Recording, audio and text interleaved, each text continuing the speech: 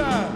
대대의 빛이, 대대의 빛이로다, 대대의 빛이로다.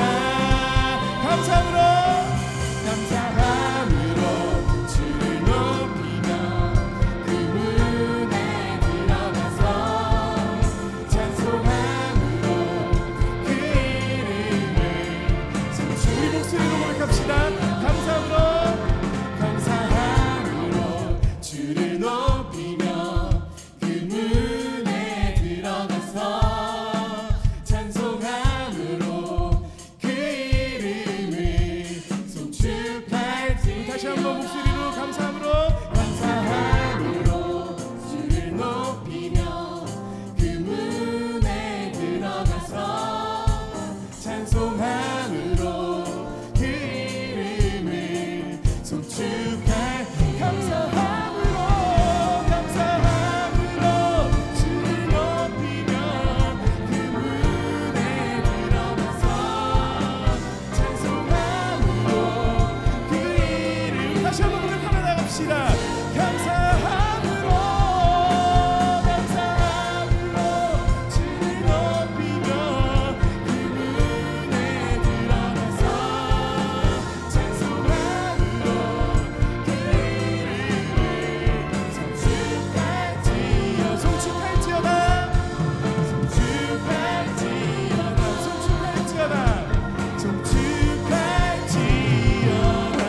할렐루야. 우리 안에 감사가 회복되는 주님의 영광을 송축하는 그런 거룩한 주님의 예배자가 될 수 있도록 인도하소서. 아멘.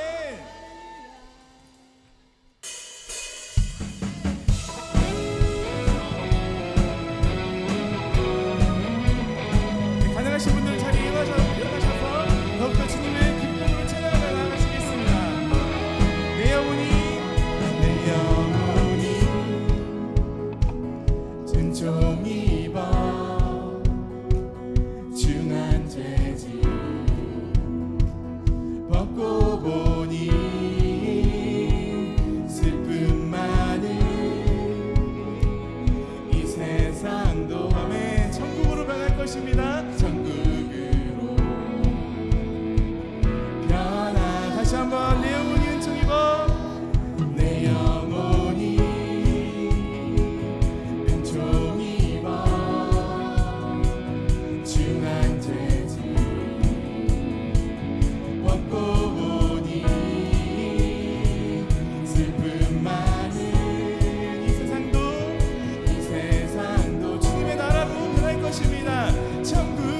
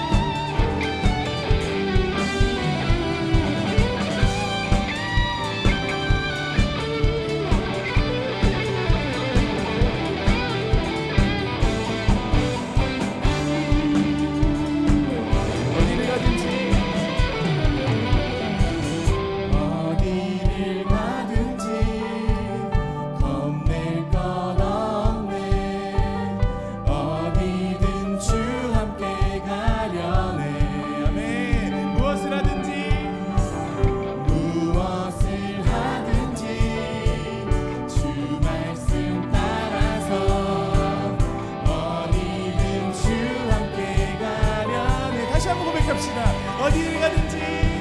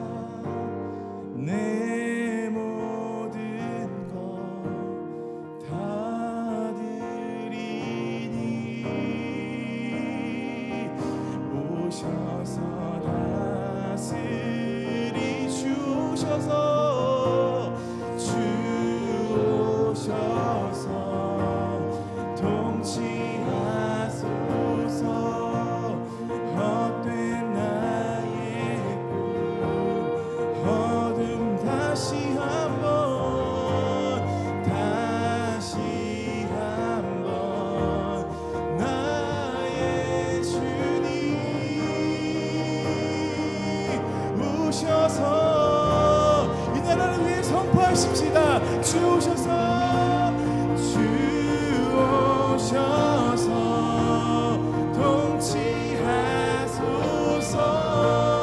헛된 나의 꿈 어둠 거르사 내 모든 것 다 드리니 오셔서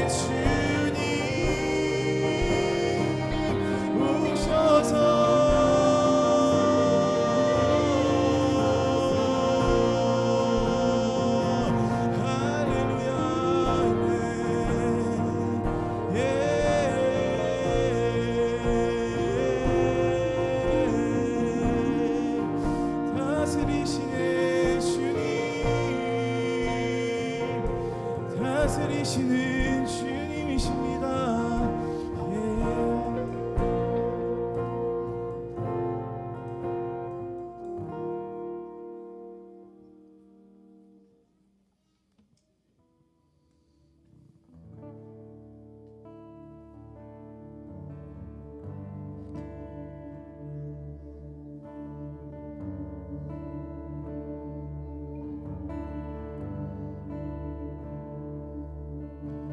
주의 사랑을, 주의 선하심을,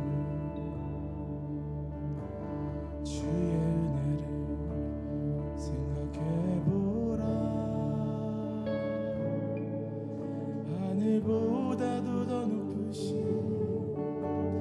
아버지의 사랑 크고 놀네. 아버지 사랑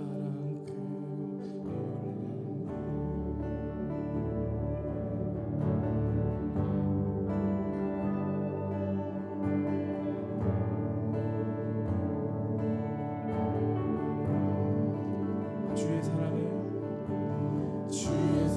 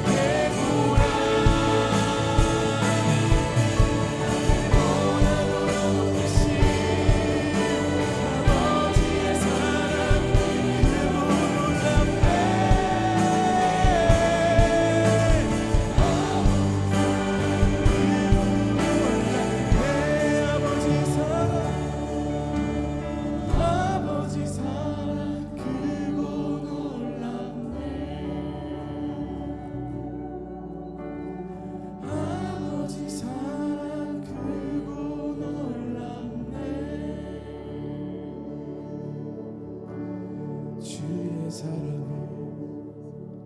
주의 선하심 주의 은혜를 생각해보라. 하늘보다도 더 높으신 아버지의 사랑 크고 놀랍네. 아버지 사랑 크고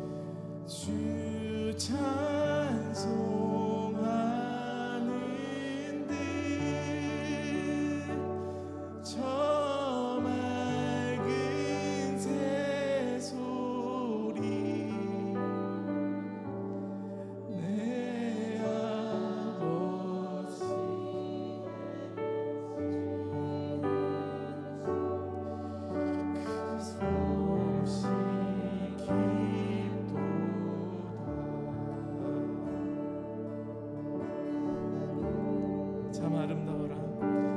참 아름다워라.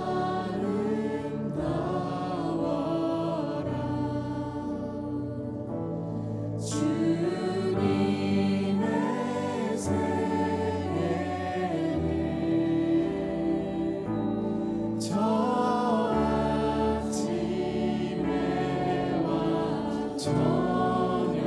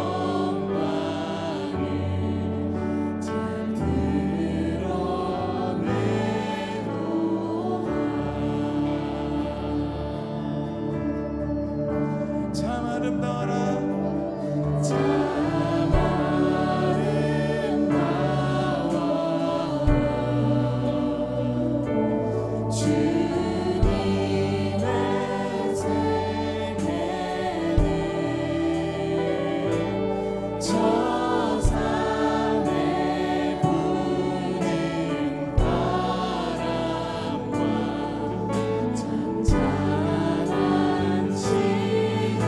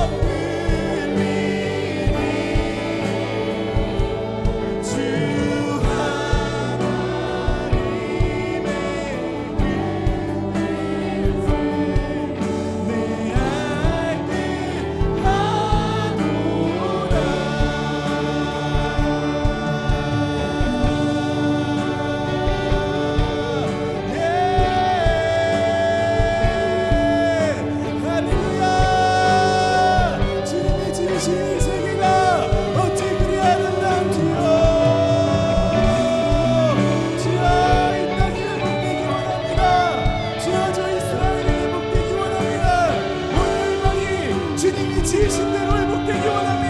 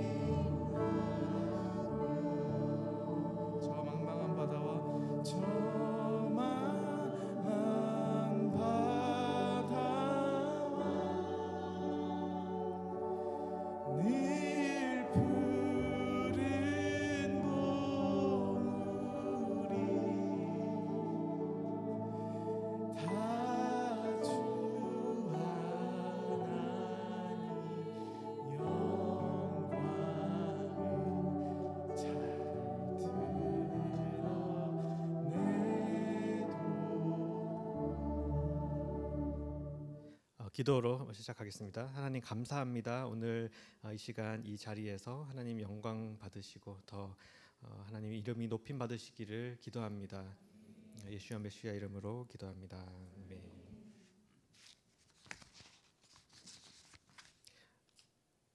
네, 오늘 말씀 코라흐 말씀 먼저 나누고 그 다음에 저의 개인적인 간증도 나누도록 하겠습니다. 오늘 토라 포션 코라흐 말씀 민수기 16장에서 18장 말씀입니다. 먼저 말씀을 좀 요약해서 설명을 드리도록 하겠습니다. 많이들 아시는 부분이실 것 같은데 고라의 반역 사건입니다. 16장에서 18장 민수기 16, 18장 말씀 보시면 먼저 16장에서는 레위 지파였던 고라가 250명의 무리를 이끌고 모세와 아론에게 와서 우리 이스라엘 사람이 다 거룩하고 하나님께서 우리 모두 함께 계시지 왜 너희가 특별히 더 높은 위치에 있는가라며 모세와 아론의 권위에 도전합니다. 모세와 아론의 권위는 하나님께서 직접 주신 권위입니다. 출애굽기부터 민수기, 레위기 모든 여정을 통해서 하나님께서 여러 번 모세와 아론의 권위를 주셨습니다. 모세는 그 민족의 지도자로, 아론은 제사장으로 하나님께서 권위와 질서를 부여하신 것인데 이 권위에 도전하였다가 모두 심판을 받게 되고 죽는 그 얘기가 16장이고요. 17장은 하나님께서 모든 사람들 앞에 누가 정말 하나님으로부터 권위를 받았는가 하는 것을 친히 보여주십니다. 모세에게 말씀하셔서 이스라엘 지파에서 각 한 명씩 대표를 뽑아 그들의 지팡이를 가져오게 하시고 그 지팡이에 이름을 쓰게 하시고 총 12개 지팡이를 회막 지성소의 증거궤 앞에 두게 하십니다. 그리고 모세가 다음 날 아침에 들어가 보니 12개 지팡이 중에서 아론의 이름이 적힌 지팡이에만 싹이 나고 잎이 나고 꽃도 피고 열매도 열려 있었습니다. 이를 통해 하나님께서 아론의 직분과 위치를 확증시켜 주신 것이 17장이고요. 마지막 민수기 18장은 하나님께서 레위 사람들의 직무를 명확하게 다시 말씀하십니다.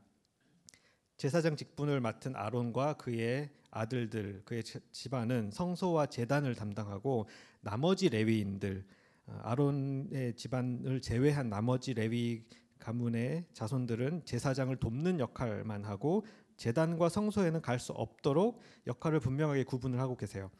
근데 이 역할은 사실 민수기 4장에 이미 아론의 가문과 제사장의 역할과 그 외의 역할은 구분을 하셨는데 이 고라는 이렇게 하나님께서 주신 그 직분을 여기서 어기고 반역을 통한 것이죠. 그래서 하나님께서 다시 한번 여기서 강조를 18장에서 하십니다.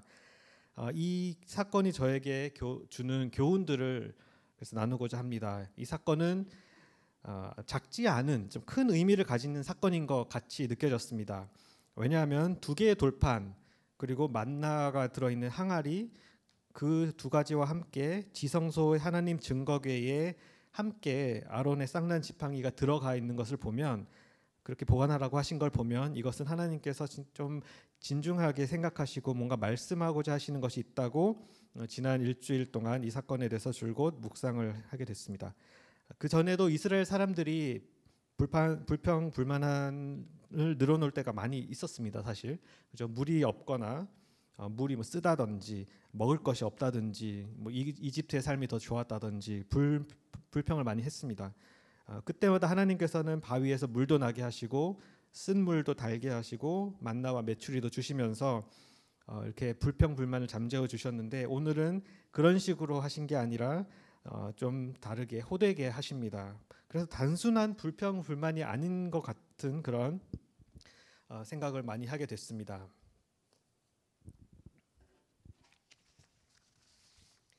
먼저 고라는 레위 지파 사람입니다. 민수기 4장에서 하나님께서는 아론의 가문에게 제사장 직분을 맡으시고 고라가 속해 있는 나머지 고핫 자손들에게는 회막과 회막 안에 있는 물건을 돌보는 일을 맡기셨습니다. 하지만 성소에는 들어가지 말라고 하셨습니다.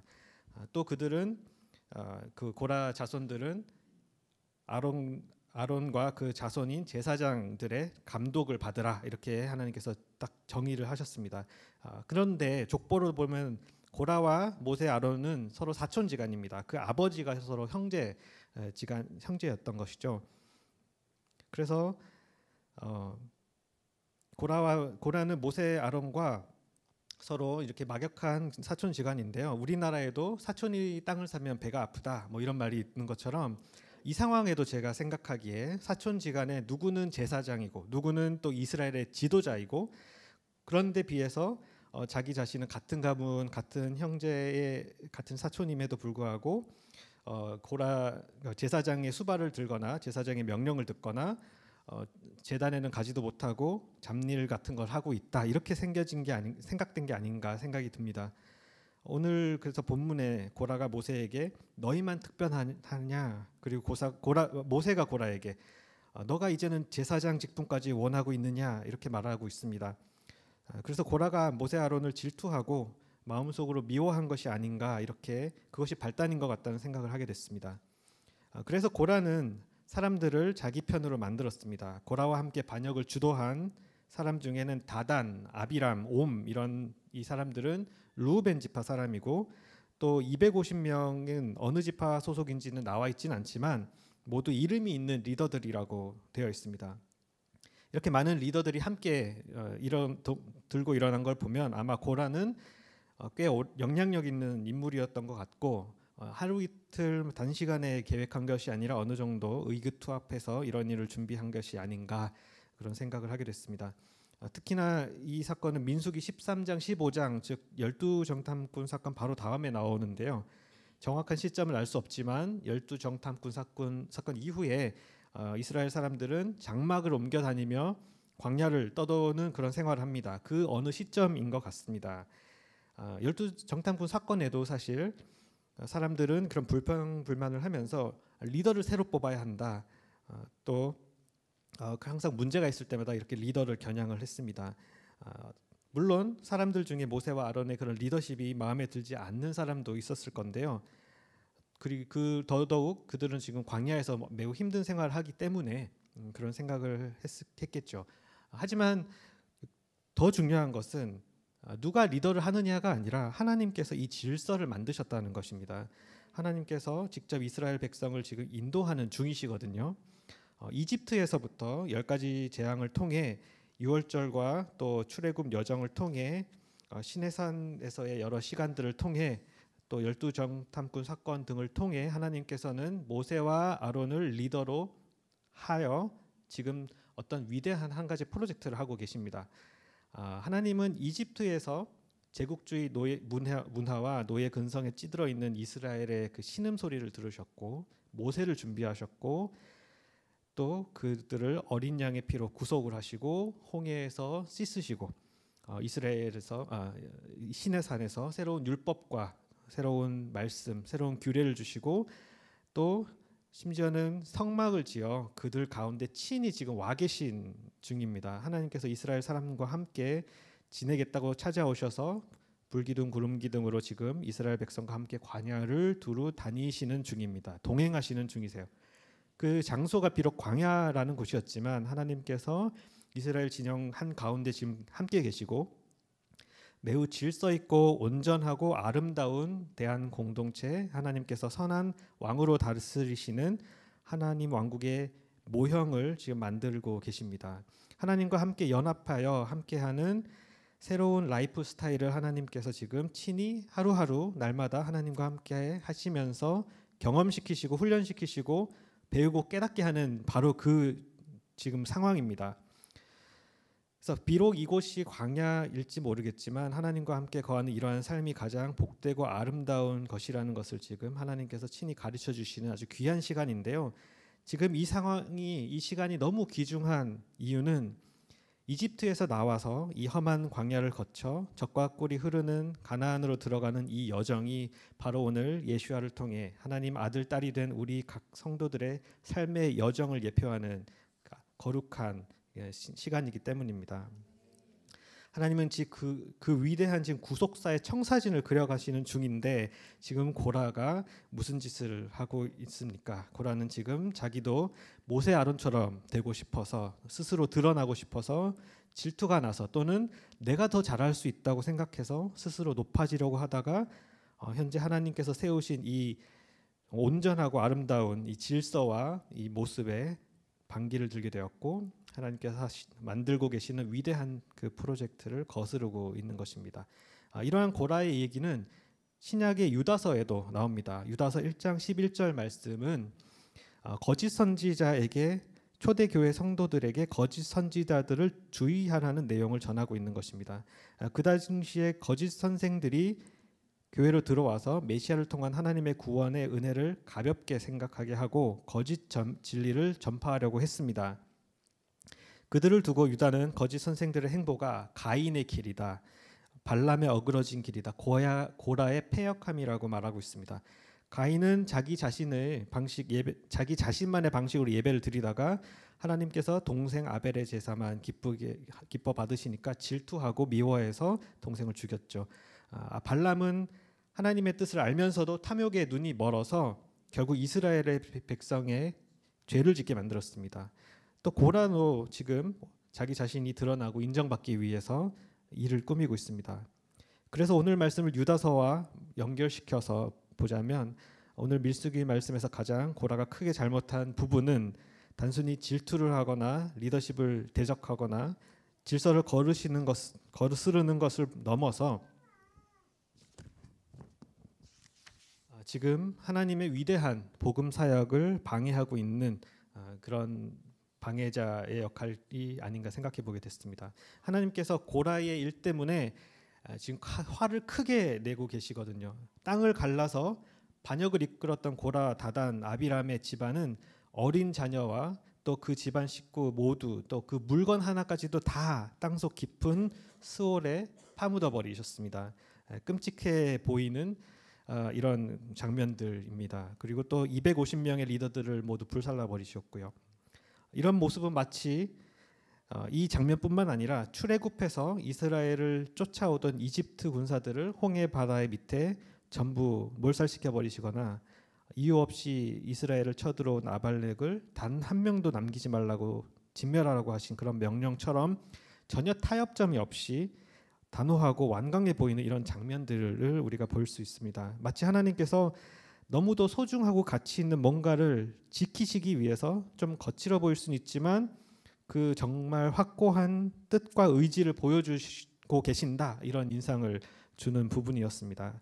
그래서 이것이 오늘 제가 이 말씀을 준비하면서 깨달은 것입니다. 하나님께서 이 복음의 진리와 구원, 새로운 새 생명, 하나님과 동행하는 삶, 그리스도와의 연합, 한 세 사람, 이런 가치를 하나님께서 얼마나 무겁고 소중하고 진중하게 여기시는가 하는 것을 깨닫게 됐습니다. 그리고 저 자신은 얼마나 그 가치를 귀하고 무겁게 받아들이고 있는가 하는 질문을 하게 됐습니다. 오늘 본문은 마치 하나님께 반역하는 자들을 무섭게 진노하시고 벌 주시는 것처럼 보입니다. 하지만 그렇지만 않으셨습니다. 여기서 오늘 본문에서 저는 가장 이 본문의 그 절정이 민수기 17장에서 17장 10절 말씀이라고 하는데요. 같이 한번 읽어보시겠습니다. 그 지팡이는 언제나 나에게 반역하는 이 백성에게 표적이 될 것이다. 이 지팡이가 나를 향해 백성이 불평하는 것을 멈추게 하여 그들을 죽게 않게 할 것이다. 아멘. 하나님은 아론의 쌍난 지팡이를 증거궤 안에 간직하여 표징이 되게 하시고 더 이상 이런 일로 죽지 않게 하라고 말씀하시는 장면입니다. 성경을 그냥 읽으면 표적이 될 것이다, 죽지 않게 될 것이다, 이렇게 약간 드라이하게 표현이 되어 있지만 하나님의 속마음을 좀 더듬어 보자면 여기는 하나님의 애절한 그런 느낌이 들어가야 되는 부분이 아닌가 생각을 했습니다. 즉 너희가 이런 일로 다시는 죽지 않았으면 좋겠어, 나는 너희가 정말 살기 바란다라는 그런 강력한 호소가 있는 것이 아닌가 싶습니다. 그래서 하나님께서는 그 쌍난 지팡이를 표적이 되게 하십니다. 그 표적 때문에 사람들이 죽지 않게 될 것이라고 하시면서 정말 소중한 그 지팡이를 증거궤 안에 보관을 하시는 것입니다. 여기서 쌍나고 열매 맺힌 그 지팡이는 바로 십자가에서 죽으시고 부활하여 새 생명의 첫 열매가 되신 예수와를 상징합니다. 그래서 하나님은 오늘 어쩔 수 없이 굉장히 크고 무서운 심판을 내리셨지만 한편으로는 당신의 백성과 자녀들이 더 이상 스올에 집어삼켜지지 않게 하시기 위하여 쌍난 지팡이인 메시아를 준비하고 계십니다. 바로 오늘 고라의 반역 사건은 하나님께 반역하고 스스로 높아지려는 인간의 모습을 보여주고 있고 무섭게 심판하실 수 있는 하나님이시지만 쌍난 지팡이라는 그 징표, 그 표적, 즉 메시아를 보내주셔서 우리를 살리고자 하시는 그 하나님의 복음의 정수를 오늘 본문에서 배울 수 있었습니다. 민수기 17장 10절 말씀을 다시 한번 봉독하시겠습니다. 그 지팡이는 언제나 나에게 반역하는 이 백성들에게 표적이 될 것이다. 그 지팡이가 나를 향해 백성이 불편하는 것을 멈추게 하여 그들이 죽지 않게 될 것이다. 아멘. 저기서 지팡이 대신에 예수야를 넣어 보시면 어떤 의미신지 더 감이 오실 것 같습니다. 십자가가 저희의 표적이 되어서 더 이상 하나님에 대한 하나님이 저희에 대한 진노를 멈추시고 우리를 죽게 하지 않으실 거라는 그 복음의 메시지가 오늘 이 진노함 가운데서도 함께 있는 것을 보고 하나님께서 우리를 살리시려고 또 온전히 연합시키시려고 하는 그 열정, 그 사랑의 마음이 느껴지는 개인적으로 그래서 너무 감동적인 한 주였습니다. 그리고 저 스스로 돌아보게 된 몇 가지 질문들을 나누고 싶습니다. 첫 번째는 난 얼마나 하나님의 구원 사역을 무겁고 진중하게 여기고 있는가. 혹여난 나의 유익을 위하여 내가 드러나고 높아지기 위하여 그 경이롭고 숭고한 하나님의 사역을 거스르고 있지는 않은가. 난 하나님이 세우신 질서와 사람들을 얼마나 신뢰하고 기도하고 동역하고 있는가. 저의 이런 묵상이 오늘 묵상과 질문들이 오늘 이 예배에 참여하시는 성도 여러분들께도 예수와 메시아를 통해 역사하신 하나님의 은혜와 사랑의 감동으로 전달되었으면 하는 바람입니다. 아멘. 이러한 묵상과 함께 오늘 이 말씀과 간증을 준비하면서 저의 삶도 한번 돌아보게 되었습니다. 저는 경상북도 경주에서 자랐습니다. 5살부터 자랐고요. 어린 시절 고등학교 때까지 보냈습니다. 예나 지금이나 되게 변함이 없는 장소입니다. 왜냐하면 번화한 도시도 아니고 그렇다고 시골도 아니고 적절한 이런 규모의 도시인데 이 경주는 땅만 탑하면 문화재가 나오기 때문에 높은 도심에는 높은 건물도 지을 수도 없고 그래서 30년 전 모습이 그대로입니다. 도로가 바뀌지도 않았고 그냥 그대로 그 구조, 도시의 구조와 모습이 그대로이다 보니까 언제나 가도 그냥 한결같은 그런 곳입니다. 가운데 사진을 보시면 저기 이제 왕릉을 기어 올라가고 있는 아이들이 있는데요. 저 때는 저기 이제 꼭대기에 올라가서 막 굴러 내려오기도 하고 그랬지만 지금은 그렇게 하면 큰일 납니다.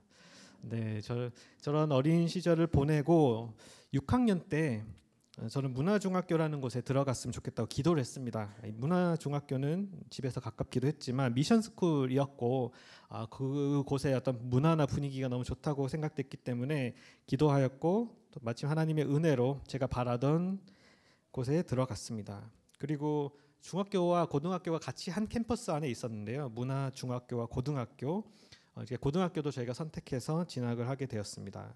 그리고 그 6년이라는 시간 동안 정말 귀한 선생님들과 하나님과 학생들에 대한 사랑의 마음으로 전심으로 가르쳐 주시던 선생님들과 은사님들을 만나고 단 지식뿐만 아니라 신앙과 또 삶의 태도를 배웠습니다. 고등학교 2학년 때 그 학교 선생님들이 다니시는 그 학생들이 다니는 그 교회에서 또 예수님을 만나고 저의 삶을 또 많이 변화가 되었습니다. 선교사님께서 지으신 학교 인수하여서 운영하시던 학교인데요. 1997년이니까 제가 중학교 2학년 때 저분이 돌아가셨습니다. 그때 큰 추모 예배가 있었던 기억이 납니다. 아마 저 시절 비슷한 1990년대 중반의 학급의 모습입니다. 저 아이는 제가 아니지만 아마 저런 모습으로 앉아 있었고 학급의 분위기도 저런 모습이었을 것 같습니다. 여기에 지금 외국인 할아버지 한 분이 보실 수 있는데 이분에 대해서 오늘 잠깐 나누고 싶어서 준비했습니다. 바로 6.25 전쟁 이후에 쓰러져 가던 학교를 인수하셔서 가난한 학생들을 돌보고 가르치셨던 프로보스트 레이몬드 선교사님이라고 합니다. 한국 이름으로는 부레문, 레이몬드에서 레문 선교사님이시고요. 아내분은 마리엘라 선교사님이신데 이 마리엘라 선교사님은 1910년에 그 아버지가 타마자 선교사님이세요. 이 광주, 목포 이쪽 전라남도 쪽에서 굉장히 사역을 많이 하셨던 분이신데 그 선교사님이 한국에 오셔서 1923년에 낳은 오남 이녀 중에 막내딸입니다. 마리엘라 선교사님이요. 그리고 부레문 선교사님은 1948년에 한국에 들어오셨어요. 광복 직후에. 1988년은 광복의 해이기도 하지만 또 이스라엘 건국의 해입니다. 그때 한국에 들어오셔서 지금 연세대학교의 전신인 연희 전문학교에서 가르치시면서 열심히 성경도 전파를 하셨습니다. 그런데 곧 이어서 6.25가 전쟁이 터집니다. 브레문 선교사님은 6.25 전쟁 당시에 한국을 떠나지 않은 7명 선교사 중에 한 명이셨다고 들었습니다. 전쟁 때는 종군 기자로 활동을 하셨는데요. 이 전쟁으로 인해서 한국의 참상을 전 세계에 전하는 그런 역할을 하십니다. 또 트럭에 기독교인들을 태우고 서울에서 지방으로 피신시키는 그런 역할도 하셨다고 합니다. 보시는 사진은 폭격으로 모두 파괴되어 버린 마을의 모습입니다. 포항이고요. 뒤에 교회가 남아 있는데 이 교회 사진은 1951년 미국 장로교 회보에 소개가 됐습니다. 이 교회가 제가 포항에 있었을 때 출석했던 포항 제1교회 옛 모습입니다. 이 사진 한 장으로 미국 기독교 단체들이 깜짝 놀랐습니다. 한국에서 이런 일이 일어나다니, 교회가 또 탄압하고 있는 그런 소식들을 듣고 한국을 위해서 기도하고 후원을 하기 시작합니다. 그리고 그 다음 해 1952년 크리스마스 때 역시 6.25 전쟁이 한창이었지만 이때 브레문 선교사님은 미국에서 빌리 그라함 목사님을 모시고 서울과 부산에서 미군들 또 한국 사람들을 대상으로 집회를 여셨습니다. 그리고 2년 동안의 그 참혹한 전쟁을 통해서 다 무너져간 이 한국의 모습, 한국의 참상과 또 한편으로의 소망을 전 세계에 강하게 알리는 그런 역할을 하셨습니다. 그래서 전 세계가 한국에 관심을 갖는 그런 중요한 일들이 여기서 일어납니다. 빌리 그라함 목사님의 간증입니다. 그렇게 전쟁의 참혹함 가운데서도 사도행전에 기록된 오순절 성령의 역사가 지금 한국에서 일어나고 있다고 그 간증을 하신 거예요. 단순히 무너지고 참혹한 것이 아니고 소망을 보신 것입니다. 지금 피난민들이 부산 바닷가 언덕에 천막을 치고 새벽 4시에 모여 기도하고 거리에서 전도를 하고 있다는 거예요. 수백 명의 목사와 전도사가 공산당에 끌려가서 생사도 모르게 되는 이 상황에 그런 가운데서도 신학교마다 수백 명의 또 젊은이들이 모여 순교자의 뒤를 따르겠다고 결심하고 공부하는 그 모습을 보았다라는 저 메시지를 전 세계에 알리셨습니다. 그래서 고라와 같은 이런 스스로 높아져서 하나님을 대적하고 질서를 어지럽히는 사건은 사실 시기와 시대와 장소를 가리지 않고 어제도 오늘도 또 내일도 아마 계속 반복될 것입니다. 하지만 아론의 쌍난 지팡이가 되시는 부활과 새 생명의 소망이신 예수와 메시아의 그 복음으로 인하여 우리는 이런 역경들을 디뎌왔고 새 소망을 꿈꿔왔고 또 앞으로도 승리하며 전진할 수 있을 줄 믿습니다. 그것이 하나님께서 무겁고 진중하게 지켜오시던 바로 그것이기 때문입니다. 척박했던 우리 이 나라를 밟으신 선교사님들이 그 복음의 진중함을 붙잡아 왔었던 것이고 앞으로 또한 저와 저희 가족들이 함께 지켜가야 될 소중한 가치라고 믿습니다. 저는 그렇게 경주에서 미션 스쿨을 보냈습니다. 귀한 선생님들께 좋은 사랑의 가르침을 받았고 2002년 한일 월드컵에 있었을 때에 한동대학교에 입학하게 되었습니다. 지금 제 아내도 같은 해에 입학해서 1학년 때부터 알고 지내다가 이후 졸업하고 와서 만나서 결혼을 하게 됐습니다. 한동대학교 기숙사 기도실에 아마 한 30년 동안 계속 붙어 있는 그런 말씀일 것입니다. 나는 빚진 자라는 저 말씀을 늘 보면서 묵상하면서 지냈습니다. 또 공부해서 남주자, 배워서 남주자는 김영길 총장님의 가르침, 혼신으로 가르쳐 주시고 영육혼 모두 강건해질 수 있도록 늘 챙겨주시는 교수님들, 그리고 저희가 수시로 모였을 때마다 함께 외치던 같이 한번 세상을 바꿔보지 않겠느냐라는 Why not change the world라는 모토까지 저에게 이 중학교, 고등학교도 미션스쿨, 한동대학교까지 이런 미션스쿨을 다니면서 하나님의 그 사랑의 또 역할을 감당하시는 귀한 스승님들을 통해서 배우고 성장할 수 있었기 때문에 그 복음의 유산들 때문에 저는 오늘도 복음의 빚진 자의 마음으로 이 자리에 서 있습니다. 하나님 앞에 신실하고 사람들 앞에 아름다운 것을 나누며 그렇게 살 수 있는 것이 정말 복음의 정수이고 또 그것이 축복된 삶이라고 생각합니다. 그리고 이런 경험들을 통해서 배운 것이 있었습니다. 하나님께서는 가장 무겁고 진중하게 여기시는 바로 그것을 저희가 그것에 동참하고 또 그것을 지켜나가려고 노력하면 그곳엔 그 노력 가운데 하나님의 비밀이 정말 크게 숨어 있다라는 것을 배웠습니다. 저희 가정은 하나님 구원 사역의 작은 실천을 위해서 특별히 모이기를 힘쓰라라고 하는 사도행전 말씀을 줄곧 지켜오고 있습니다. 신혼 초부터 지금까지 저희 거실에는 항상 10명 이상이 넘는 사람들이 앉을 수 있는 큰 식탁을 가지고 주로 청년들을 늘 초대해서 떡을 떼고 웃고 떠들고 그러다 보면 자연스럽게 서로의 간증을 나누게 되고요. 힘든 것도 나누고 되고 또 그것을 역경을 이겨낸 일들로 나누게 됩니다. 그래서 비전과 소망을 품고 돌아가는 것으로 늘 마무리를 하곤 하였습니다. 하나님은 이런 교제의 테이블에 항상 희락과 소망 그리고 연합의 은혜를 부어주셨습니다. 하나님을 음식을 나누는 것에는 한 세 사람을 이루어가는 이 과정에 우리가 한 가지 비밀을 발견하게 됐습니다. 그 비밀은 어떤 열매보다도 더 선행되어야 될 것이 바로 씨앗을 심는 것이라는 비밀입니다. 어떤 것이 결과적으로 열릴지 모르는 과정 가운데서도 소망과 또 믿음으로 씨앗을 심는 그 순간 하나님께서 예비하신 역사가 이루어지기 시작하였습니다. 청년들을 먹이고 모이기를 힘쓰는 가운데 저희는 영적 원리를 많이 경험을 하였습니다. 이러한 영적 원리를 많이 경험을 하였는데요.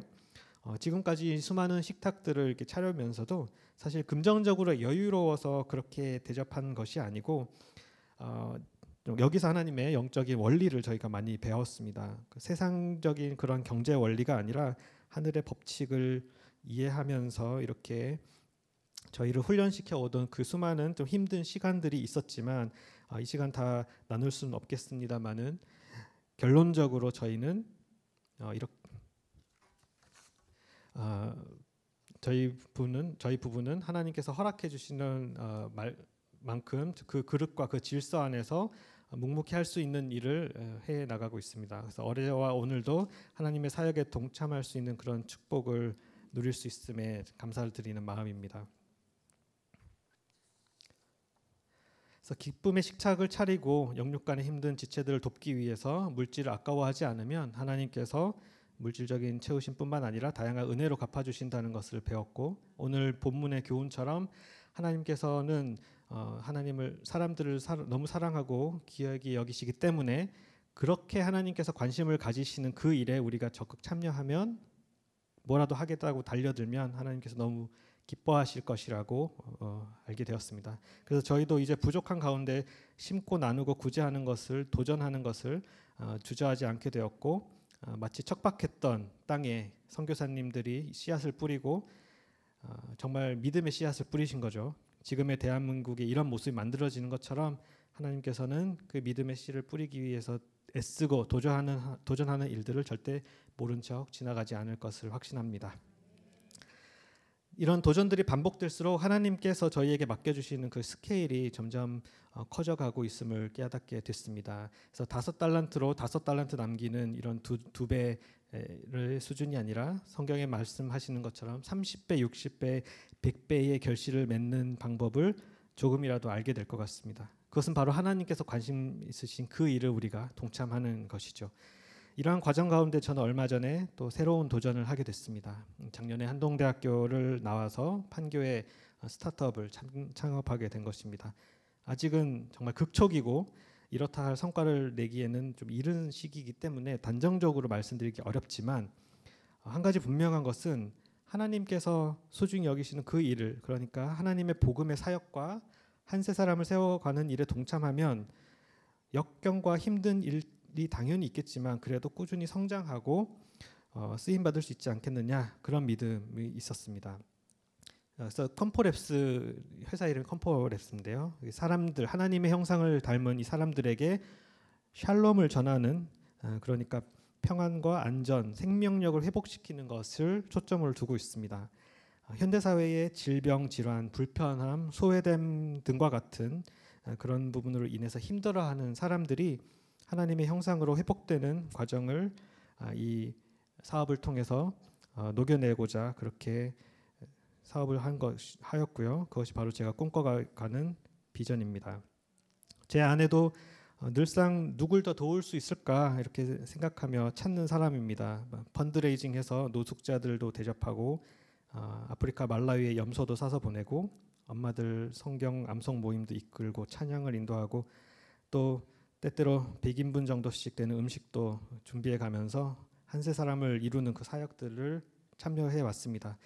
지금은 미국, 일본, 키르기스탄, 과테말라, 이스라엘 등 여러 나라의 사역자들과 함께 기도하는 그런 기도로 동력하는 일을 감당하고 있습니다.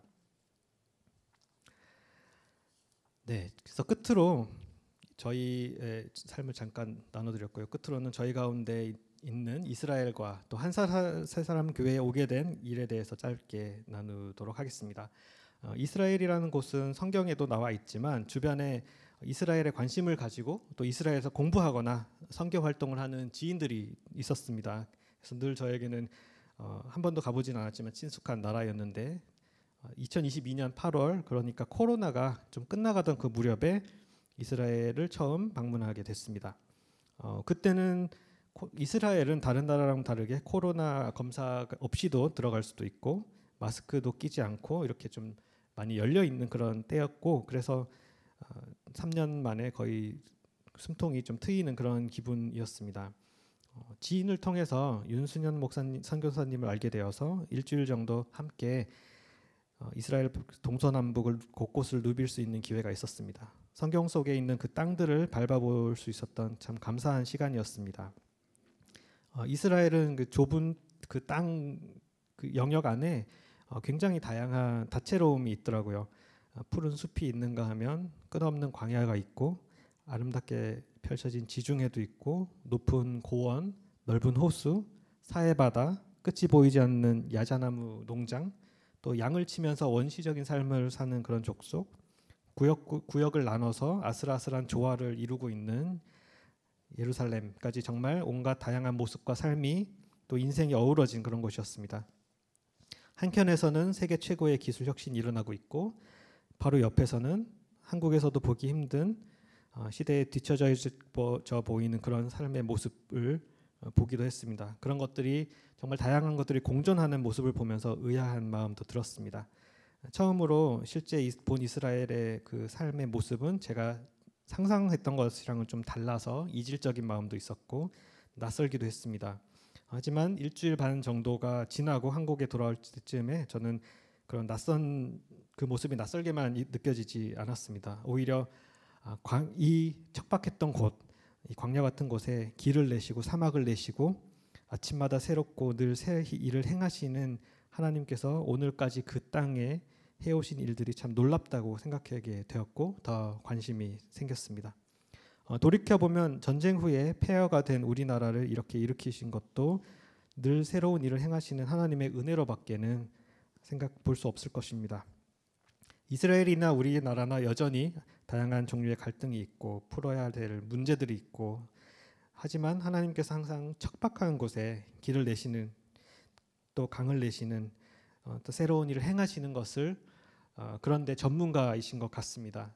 사람들이 갖춰놓아야만 뭔가를 하실 수 있는 분이 아니라 이렇게 척박한 곳에도 하실 수 있는 분이시기 때문에 그렇기 때문에 바로 우리 삶의 소망이 되고 힘이 되신다고 생각합니다. 여행의 마지막 즈음에 약 3일 정도 광야 지역에서 지낼 기회가 있었습니다. 8월의 한여름 뜨거운 그런 광야였지만 또 별이 쏟아지는 밤하늘을 보면서 하나님께서 왜 출애굽한 이스라엘 사람들과 이곳 광야에서 오랜 시간 보내셨는지 조금은 느낄 수 있었다고 생각합니다. 40년이란 세월에 비하면 무척이나 짧은 3일이었지만 저에게 광야는 모든 더러운 것을 씻어주는 그런 영적인 세탁소 같은 곳이었습니다. 바쁘게 돌아가는 세상을 다 잊어버리고 하나님과 나와의 관계에만 집중할 수 있는 그런 곳인 것 같았습니다. 그리고 마지막으로 이스라엘 여정 가운데 이를 통해서 값진 것을 하나 얻게 되었는데 그것이 바로 안식이라는 키워드입니다. 여러 귀한 지체들을 이스라엘에서 만나서 2번의 샤밧을 지내게 되었고 처음으로 이스라엘 사람들의 안식일의 모습도 경험할 수 있었습니다. 약간 충격적이었습니다. 여기 이렇게까지 안식을 하는구나라는 그런 모습에 굉장히 충격적이었습니다. 안식일이 시작하기 1시간 전에 시장이 미어 터지더니 갑자기 아무도 없는 거리를 맞이하게 됐습니다. 안식하는 것에 대해서 제가 깨달은 바가 있어서 이스라엘 여행 이후에 제 삶에서 안식을 챙기는 그런 시간들을 점점 더 늘려왔습니다. 저는 늘 바쁘고 분주하고 많은 일들을 가운데 치여서 살았는데요. 가족들에게도 미안하지만 저는 정말 주말이나 저녁도 없이 그렇게 일을 많이 하고 지냈습니다. 하지만 이스라엘 여행을 통해 안식의 축복을 누리고 싶은 그런 소망이 생기고 제 삶에 조금씩 더 안식을 끌어오는 노력을 하게 됐습니다. 그런데 이 안식을 되찾는 것은 정말 되찾아야 되겠더라고요. 정말 대단한 결단이 필요했습니다. 세상이 어떻게 돌아가든지 정말 신경 쓰지 않고 딱 신경을 끄고 안식해야 될 때 안식만 하는 그것이 얼마나 대단한 용기와 도전이 필요한 것인지 알게 되었습니다. 그렇기에 안식은 사실은 누구에게나 열려 있지만 누구나 쉽게 취할 수 있는 게 아니고 안식의 기쁨과 그 안식의 비밀은 아무나 경험할 수 있는 것이 아닌 것 같습니다. 그래서 조금씩 이런 참된 안식에 대해서도 알아가고 이스라엘에 대해서 더욱 알아가는 그런 차에 창업을 위해서 용인 쪽으로 올라오게 되었습니다. 저희는 아이들과 함께 예배를 드릴 수 있는 교회를 찾는 중이었습니다. 한동안은 마땅한 곳을 찾기 어려워서 많은 교회도 다녀보고 또 교회들의 홈페이지와 유튜브들을 찾아보기도 했습니다. 그러다가 어느 날 한 세 사람 교회가 검색이 됐습니다. 교회 홈페이지가 참 인상적이었고 특히 이제 어린 삼형제와 함께 찍으신 가족 사진이 있더라고요. 그래서 젊은 목사님이 참 혁신적인 목회를 하시구나 이렇게 생각을 했습니다. 와서 보니까 그 사진은 좀 오래전에 찍은 사진이어서 이렇게 다 큰 청년들이 되었는데 그런데 그 사진이 너무 보기가 좋았습니다. 이렇게 해맑게 웃는 삼형제의 모습에 아주 가족 친화적인 그런 교회인 것 같다는 생각이 들었습니다. 저희는 특히 좀 그 기성교회보다 좀 더 생각과 형식의 틀을 벗어난 열려 있고 자유로운 또 뜨거운 찬양을 드리는 그런 교회에 가고 싶다고 제가 제 아내에게 많이 얘기했고 또 저희는 그런 교회들을 찾아보고 있었습니다. 근데 한세 사람 교회는 그런 예배뿐만 아니라 이스라엘을 사랑하고 이스라엘에 초점을 두고 있어서 또 저희가 많은 것을 배울 수 있을 거라는 기대도 들었고 실제 얼마 전에 6월절 그 예배를 통해 참 새로운 경험도 하고 귀한 시간들을 가지면서 그렇게 작년 5월부터 해서 약 1년 정도 됐고요. 지금은 한인섭 신성경 집사님, 최우석 김지혜 형제자매님, 제갈종현 곽경아 형제자매님과 함께하는 사슴의 발이라고 하는 소그룹 공동체에서 귀한 분들과 함께 이렇게 지내고 있습니다. 주일 오후마다 예배 후에 모임을 가지고 있고요. 아직 다양한 성도님들과 제대로 인사를 나누지 못한 것 같아서 그런 부분이 아쉽기도 하지만 이렇게 말씀과 간증 준비하면서 인사를 드리게 돼서 참 감사한 마음이고요. 앞으로 여러 지체분들과 더 가까워질 기회들이 있을 것으로 기대합니다. 오늘 말씀과 간증을 마무리하겠습니다. 오늘 코라의 이 말씀을 통해 먼저 하나님의 구속 사역이 얼마나 무겁고 또 진중한 일인지 다시 한번 생각해 보게 되었습니다. 하나님께 대한 반역과 불평 불만으로 저도 마치 고라처럼 그렇게 영원히 죽을 수밖에 없는 그런 처지였을 것입니다. 하지만 더 이상 이렇게 사람들이 이런 일 때문에 죽지 않게 하시겠다며 하나님께서는 아론의 그 쌍난 지팡이 즉 메시아를 예비하셨습니다. 그런 하나님의 은혜와 긍휼로 저는 이제 복음의 빚진 자가 되었습니다. 또 저는 이 땅을 위해서 생명을 바치신 선교사님들과 또 그 사랑을 이어받아 제자를 양육하시고 지도해 주신 귀한 선생님들, 인생의 선배님들을 만나 또 빚진 자가 됐습니다. 저는 앞으로도 그 복음의 빚을 가볍게 여기지 않고 더 많은 생명의 열매를 맺어가기 위해서 저의 열정을 다할 것을 결단하며 이상으로 오늘 말씀과 간증을 마치도록 하겠습니다. 감사합니다.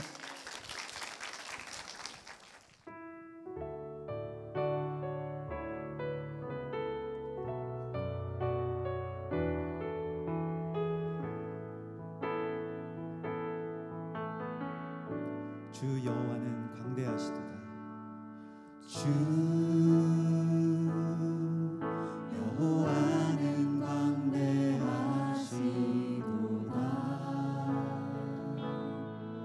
그 거룩한 하나님 성에서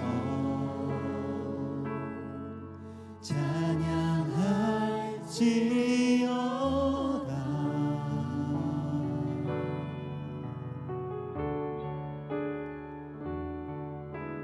주 승리 우리에게 주셨도다. 모든 원수 물리치셨네. 엎드려 절하세.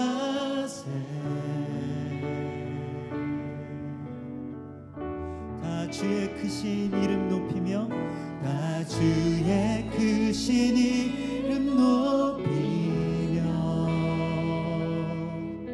우리에게 행하신 위대한 일 감사하세. 오 주의 신실하신 그 사랑 온 땅과 하늘 위에 계셔 홀로 영원하신 이름. 다 주의 크신 이름 높이며